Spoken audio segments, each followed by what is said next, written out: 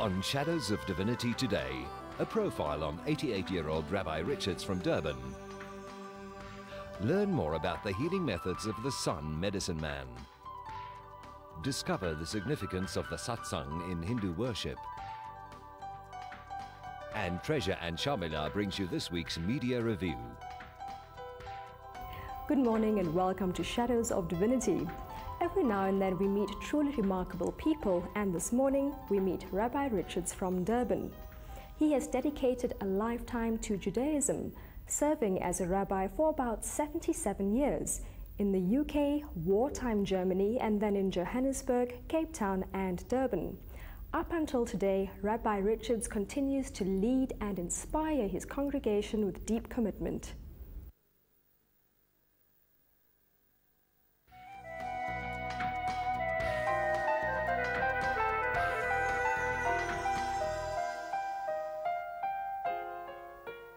At 88 years old, Rabbi Richards is perhaps one of the oldest practicing rabbis in South Africa today, if not the world. I'm very happy going on. I never thought of going on. I've retired twice, but I think it's what's helping me to go on is that I've got an interest, very big interest in life. I visit the sick. I officiated, unfortunately, a lot of funerals because we've got a lot of elderly people, and I do quite a few marriages and things like that. And I don't say I enjoy the funerals, but I enjoy the marriages, and so it gives me a very great interest in life. I don't feel old, and I don't see myself as one of the wise men of the Bible. We asked Rabbi Richards how he came to make this career choice, which he has now been practicing for approximately 70 years. It felt to be a great honor in a family to have a son who was a rabbi.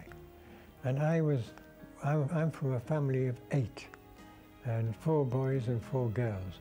And I was the only one who showed any tendency in that way.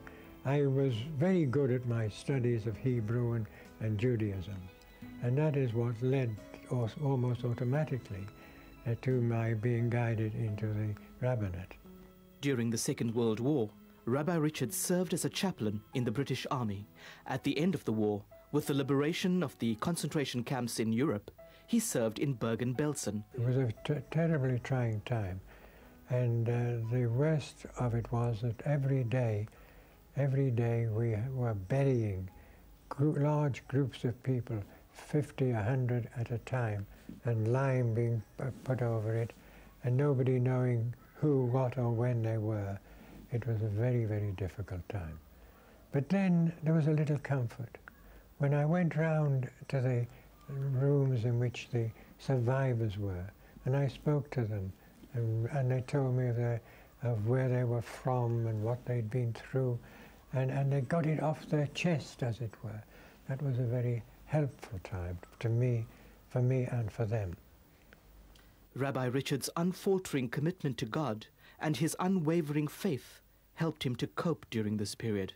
The strength came from my belief in a God of justice, although it didn't seem very just as to what had happened, except that we believe that man is free to be good and free to be evil, and these people were at the very crescent of evil.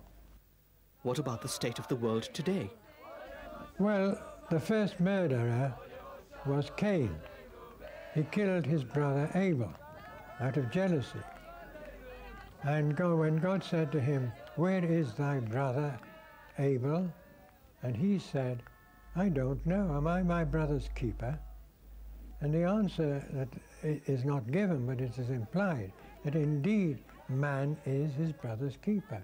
Alas, all religions, to a certain extent, have departed from that teaching, and the world today is worse off, in a worse off condition than it has ever been.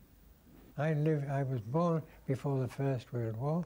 I've lived through the Second World War, and now, God forbid, it's a Third World War. When are we going to have a third world peace? One of the ways in which Rabbi Richards attempts to address the many problems facing the world today is by actively engaging in interfaith activities that promote peace and tolerance.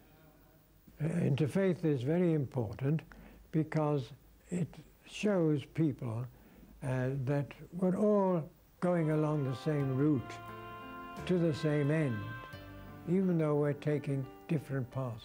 Who shall ascend the mountain of the Lord? There are many paths up the mountain.